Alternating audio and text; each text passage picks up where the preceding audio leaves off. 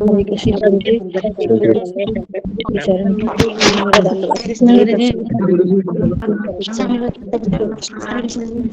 चरण में कोटि कोटि प्रणाम। हरे कृष्ण गुरु जी। हरे कृष्ण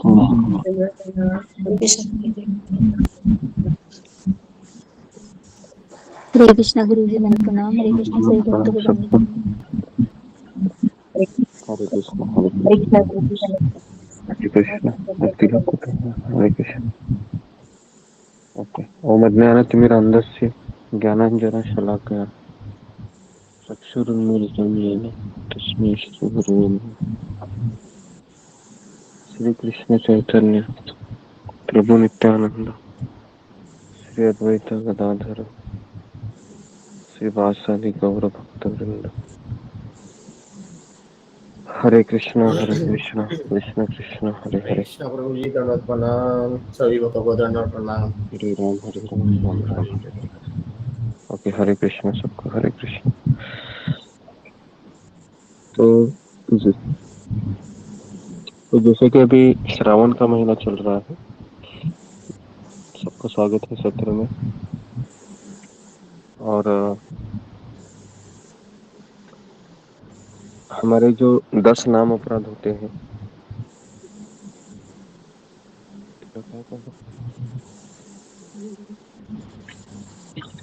उसमें दूसरा जो नाम अपराध होता है वह होता है कि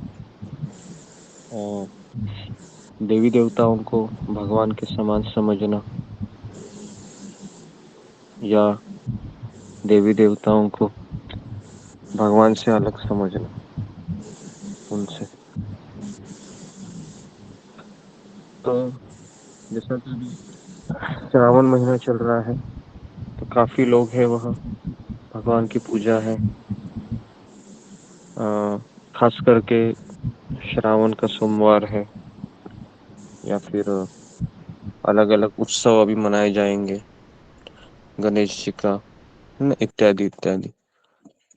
तो हम सभी लोग जपा तो करते हैं, सुबह 4 बजे भी उठते हैं, लेकिन हम सबको पता है कि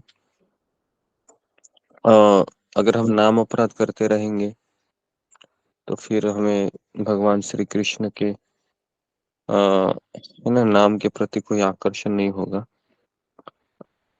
कहते हैं। तो 10 नाम अपराध में दूसरा नाम अपराध है कि भगवान शिव और ब्रह्मा जैसे देवी देवताओं को भगवान के समान अथवा उनसे भिन्न समझना। तो कई बार ऐसे होता है कि ये जो दूसरा जो नाम अपराध है, तो भारत में इसको ज्यादा लोग करते हैं। इसका कारण ये है कि सब लोग शिव जी को, गणेश जी को, दुर्गा देवी को, अन्य अन्य सूर्य देवता को एक ही स्तर पर मानते हैं, या हनुमान जी को ले लो। तो उनका ऐसा कहना होता है कि किसी की भी पूजा करो, किसी की भी पूजा करो, तो सबकी पूजा एक व्यक्ति को ही चली जाती है। और इस तरह से अगर हम जप करेंगे, कई लोग कहते हैं कि हम सबको मानते हैं, हम शिव जी को भी मानते हैं, गणेश जी को भी मानते हैं, है ना। तो हम श्रावण सोमवार अगर किसी को करना है ना, कर सकते हैं। लेकिन ये देवी देवताओं की पूजा को भगवान श्री कृष्ण क्यों नाराज रहते हैं गीता में? क्योंकि उसमें भौतिक इच्छा छिपी होती है। तो अगर हम भौतिक इच्छा से अगर ये पूजा करेंगे, तो इसमें नाम अपराध भी होगा, है ना। और फिर ये होगा कि हम कभी हरे कृष्ण महामंत्र को, हमारा आकर्षण बढ़ेगा नहीं। तो क्योंकि ये कर्मकांड में आता है। कर्मकांड का अर्थ है कि इसलिए देवी देवताओं की पूजा करना ताकि मुझे कोई भौतिक इच्छा का वरदान मिले उनसे। और अगर आप श्रावणी सोमवार करते थे पहले, लेकिन अभी भी आप उसको कंटिन्यू करना चाहते हैं, तो आप इस तरीके से उसको कर सकते हैं कि मैं इसलिए वो पूजा करूंगा या करूंगी ताकि मैं केवल और केवल उनसे कृष्ण भक्ति का ही वरदान मांगू, या फिर मैं केवल कृष्ण की पूजा का ही उनसे आशीर्वाद मांगू, या भक्तों के सत्संग की अभिलाषा मुझे सदैव बनी रहे, ये वरदान मैं उनसे मांगू। अगर ये आपकी अभिलाषा है तो आप कर सकते हैं, इसमें कोई समस्या नहीं है ना। फिर आप सूर्य पूजा, छठ पूजा सब कर सकते हैं। लेकिन मैं वापस बता रहा हूँ, अगर माहौल ऐसा होता है कई बार बाहर की जनता का कि हम उसके वशीभूत हो जाते हैं, तो इसके लिए आप अपने अंदर से आप बहुत स्ट्रांग होने चाहिए, नहीं तो फिर वह नाम अपराध की कैटेगरी में आएगा। तो इसलिए जिस तरह से भगवान श्री कृष्ण को कभी अच्छा नहीं लगता है कि कोई उनके प्रतिनिधि के पास इसलिए चला जाए ताकि वह अपने भौतिक इच्छाओं की तृप्ति करे। और दूसरा है कि शिव जी को भगवान से अलग मानना, ये भी एक अपराध है, क्योंकि शिव जी ये भगवान श्री कृष्ण से ही आए हुए हैं। गणेश जी भी कृष्ण से ही आए हैं एक तरीके से, दुर्गा देवी, जितने भी देवी देवता हैं, ये सब कृष्ण के प्रतिनिधि हैं। तो उनको अलग मानना ये भी एक अपराध है। जिस तरह से एक ही घर में माँ और मौसी होती है ना, तो माँ को कभी अच्छा नहीं लगता है कि मेरा बेटा मौसी के पास चला जाए खाना खाने के लिए, लेकिन साथ में माँ को ये भी अच्छा नहीं लगता है कि मेरा बेटा मेरी बहन को आदर नहीं देता है, रिस्पेक्ट नहीं देता है। तो इसलिए मैं ये बताना चाह रहा हूँ, क्योंकि कई बार भूल जाते हैं, क्योंकि हमारे भारत में जो रहने वाला निवासी है उसके खून खून में ये भरा हुआ है कि सब कुछ एक है। नहीं, सब कुछ एक नहीं है। हाँ, थोड़ा सा इसमें भेद है, तो हम उस भेद को पहचानना आना चाहिए। तो ये दूसरा नाम अपराध है जो मैंने आपको बताया। तो इससे हमें अच्छी तरीके से इसको टैकल करना है। तो हम सबके मंदिर में जाते हैं, एक वैष्णव है, सबको आदर देता है ना। गणेश जी के मंदिर में स्वयं मैं जाता हूँ, शिव जी के मंदिर में भी जाता हूँ, है ना। हालांकि मैंने ये भी कहा था कि मैं चर्च में जाया करता था, इसलिए जाया करता था क्योंकि कोई शांति का वातावरण मेरे अगल बगल में नहीं था। तो मैं चर्च में जाकर मेरी सुला माला करता था। एक समय ऐसा था जब मैं मुंबई में रहता था, क्योंकि कोई आसपास मंदिर थे लेकिन मंदिर में हमेशा शोर शराबा रहता था, तो चर्च में थोड़ा सा शांति था। तो हम उधर भी हम जाते थे, प्रार्थना करते थे यीशु क्रिस्त को कि आप जैसे सहनशीलता हमें भी प्राप्त हो। तो हम आदर सबका करते हैं, है ना, लेकिन हम माथा और शरणागति हम केवल परमपिता श्री कृष्ण से ही करते हैं। तो इस चीज को हमको समझना चाहिए। कई बार इन चीज को समझते नहीं है काफी भक्त, उनको ऐसा लगता है कि नहीं, हनुमान जी, शिव जी, इनके पास नहीं जाने का। ऐसा नहीं है।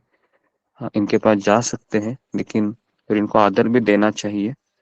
लेकिन साथ साथ हमको इनसे कोई भौतिक इच्छा नहीं मांगनी है। अगर आपके मन में कोई भौतिक इच्छा है भी, तो वो भी आप कृष्ण से ही मांगनी चाहिए, और कृष्ण की इच्छा है कि वो पूरी करे या ना करे।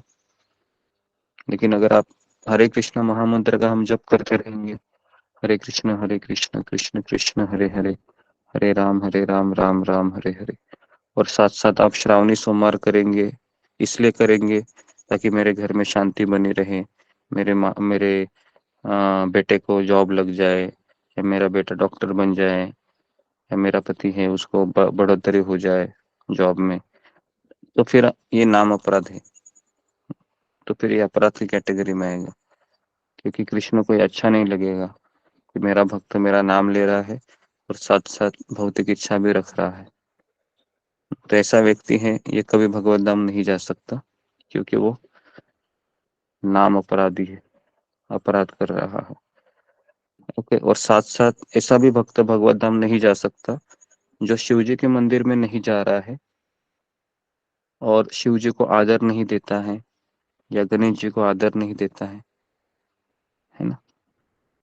तो ऐसा व्यक्ति भी नहीं जा सकता है, क्योंकि देवी देवता भी भगवान के प्रतिनिधि है, तो उनको हमको आदर देना चाहिए, रिस्पेक्ट देना चाहिए, उनसे प्रार्थना करनी चाहिए कि आप मुझे कृष्ण भक्ति में आगे बढ़ाने के लिए मदद करें।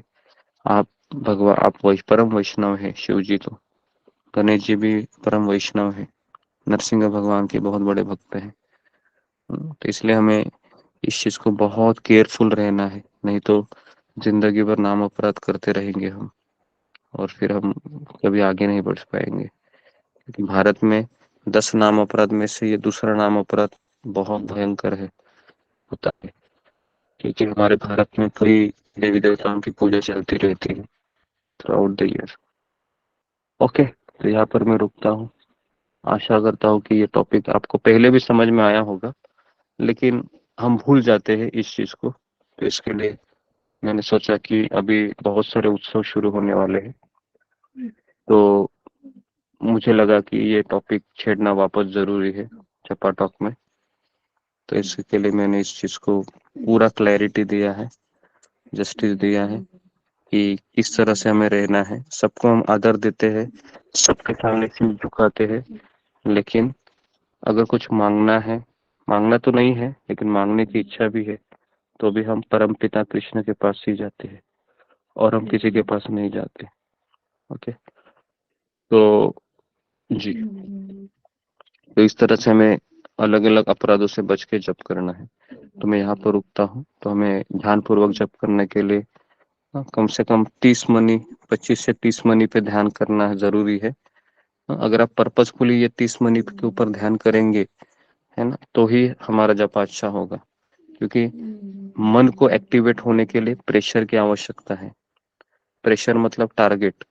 आपको पता है कंपनियों में भी टारगेट दिए जाते हैं, तो उसी तरह से आप अपने मन को टारगेट दीजिए कि मेरे 108 मनी में 30 मनी मुझे करना ही है किसी भी हालत में, तो ही हमारे 16 मन अच्छे होंगे। ठीक है, तो यहाँ पर मैं रुकता हूँ।